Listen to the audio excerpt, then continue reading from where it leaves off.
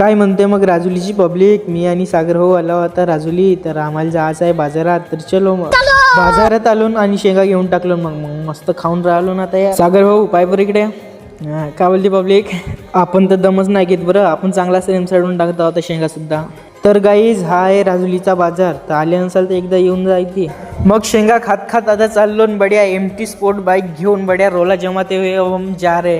मग आलो गुपचूप खासाठी. तर आता इकडे आहे वेळ, तोपर्यंत बड्या शेंगा दडपून टाकावं म्हटलं, मग शेंगा खाऊन राहिलो ना. मग सागर भाऊ बड्या शेंगा खात वाट पाहत आहे, तोपर्यंत आपण गुपचूप आणायला गेलो. बड्या गुपचूप आणलो, आता गुपचूप खाऊन टाकतो हलक्यामध्ये.